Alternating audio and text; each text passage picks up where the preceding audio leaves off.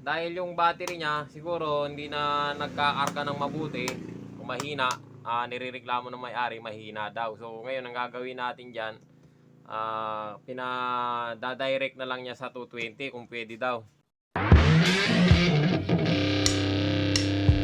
Guys, magandang araw. May gagawin tayong isang solar pan. Ayan, NSS ang model niya. Ayan, NSS model number F250. So maliit lang siya, despan lang. So solar pan to.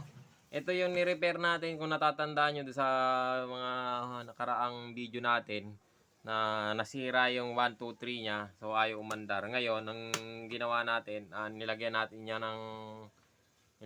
siya ng sa switch. Resistor. Tapos dinirect natin siya sa para lang magkaroon ng 1, 2, 3. So gumagana naman siya, Ayan. So kaya lang dahil yung battery niya siguro hindi na nagkakarga ng mabuti o mahina, nirereklamo ng may-ari mahina daw. So ngayon ang gagawin natin diyan, pinadadirect na lang niya sa 220 kung pwede daw. Ang problema kasi nito, ito ang pinaka niya, salpakan ng panel, ayan input 8.4 volts. So ang ginagamit dito, pwede siya sa solar, pwede sa pinaka adapter niya. Ngayon gusto niya yung direct siya sa 220. So pwede ba ng ganun niya na solar na ganito na hindi naman siya o wala naman siyang 220 power supply, solar lang siya tapos battery, ngayon pinadidirect nga ng 220. So pwede ba? Testingin natin. So hindi ko pa na try mag kwan ng ganito direct ng 220, pero sa ganito kasi hindi mo naman pwedeng i-direct ng 220 kaagad. So kailangan na siya ng power supply o adapter. So susubukan natin gawa siya ng power supply, guys, ito na yung power supply na gagawin natin. Yung transformer ang ikakabit ko. So may 6 volts ang battery nito Ayan Ayan yung battery nung ginagawa nating electric fan. So 6 volts. So dito tayo 6 volts. Ayan, meron naman siyang 6 volts. So nagpabili ako transformer na lang kasi yung kakabit sana diyan ay AC/DC adapter na 6 volts. Kaso mas mainam siguro yung ganito kasi mas matibay, Kasi yung AC/DC para lang siyang charger, converter charger. So try natin to. Maliit lang naman siya at malaki naman yung pinanggalingan na yung loob niya, pinanggalingan ng baterya. So kasyang-kasya sa loob. So tornilyo na lang natin doon. So yan guys, bubuuin muna natin tong transformer niya. So yan guys, naikabit na natin yung diode. Ayan, na-assemble na natin yung power supply niya. So ang ginawa natin diyan, bridge type diode. So yung positive negative lang sa gitna, dalawang pin niya. Ayan, negative tapos positive. Nilagyan natin ng capacitor. Tapos yung AC niya dito sa 0 tong pinaglagyan nito 0, saka yung 6 volts yung isa yon. So 6 volts ang kailangan natin. So pag kasi sa 4.5, kakapusin siya sa 4.5 kasi 6 volts tayo kasi battery 6 volts. So ngayon susukatan natin siya ng voltahe. So yan. Kaya ito yung tester natin. Naka DC tayo. Yan.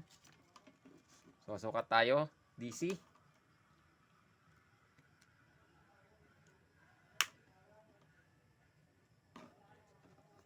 Yan.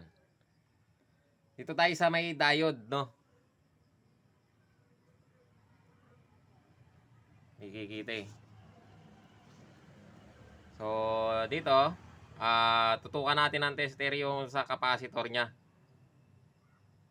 So dito, ayan, may nasukat tayong 7 volts sa tester. Makikita nyo 7.30. So pwede na yan kasi tumaas siya dahil meron siyang capacitor. So okay lang yan, kayang-kaya niya yan. So ayan guys, subukan natin siya sa ikabit dito. Kasi yung battery yung wire nito na nanggaling dito sa may battery, yun ang ikakabit natin dito sa power supply niya. Parang ito na yung pinaka-battery. So ayan guys, testingin natin. I-wiring ko muna o kakalagin ko muna tong electric fan. Tapos pakita ko sa inyo kung gagana ba siya. Eh guys, yung natanggal na natin yung takip. So ito yung loob niya. Ito yung ginawa natin noon. Nilagyan natin yun sa may switch niya, ni-repair natin kasi nasunog yung IC niya dito sa switching, no. Ngayon ito na yung battery niya. Yung wire niya papunta sa battery dati. Yung positive negative yan no. Yan, dito yan. So tatap natin yan dito sa ginawa nating power supply. Subukan natin, ihihinang ko, subukan natin kung gagana. Use lang natin yung camera, no. Ayan guys, ihihinang muna natin dito.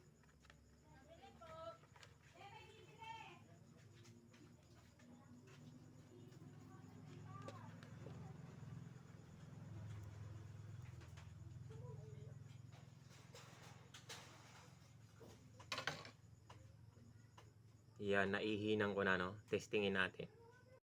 So ayan guys, naihinang na natin siya. Ngayon testingin natin. Ipindutin ko lang. So ayun, umikot na. Ayan. So number 1 yan. So ngayon, ang gagawin natin, ikakabit natin yung transformer dito sa may ilalim, may takip. Meron kasi lagayan ng baterya na yun, ayan. Ayan yung lagayan niya ng battery. So papasok natin dyan yung transformer, may butas naman, doon natin papadaanin yung wire. Tapos dito sa likod yung dito sa ilalim, sa likod, bubutas na lang tayo dito para lagayan siya ng wire ng 220, yung pinaka-plug niya, no. So kakabit ko lang muna siya dito, o tornilyo natin dito. Pakita ko sa inyo pag na-itornilyo ko na siya sa loob. Dito yung transformer niya, may takip naman to, parang ganito siya, may takip. So ayan guys, kakabit lang muna natin yung transformer dito, tapos i-wiring natin siya dito sa loob. Itong ano niya, ayusin natin dito. So ayan guys, pause muna natin yung video para hindi ganong humaba ng gusto, no. Ayan ang ginawa natin, binutas ko na lang dito saka doon. So ayan na, testingin natin na ilagay yung tornilyo. Ito, takpan, paikot, saka testingin. So kakabit ko na lang yung yung takip, tapos testingin natin. So ayan guys, naikabit na natin siya at ito, nakatayo na. Subukan natin testingin. So yun, umikot na. So number 1 yan. O malakas naman. So yun. Ayan So okay na. So ayan guys, sana nakatulong sa inyo yung video na to, sa mga ganitong may solar na electric pa, no, yung walang 220. Kasi ito wala talaga siyang 220, solar lang siya kabod. So meron siguro man siya yung pinaka-adapter lang niya na charger, kaya pinaganito nung may-ari, pinadirect niya ng 220. So tinanggal na natin yung battery, doon na tayo nag-supply sa battery niya. So ayan, okay naman siya. So ayan lakas naman. So swing natin. So yun, okay naman siya. Kaya yan guys, sana nakatulong sa inyo yung video na to at maraming salamat sa panonood.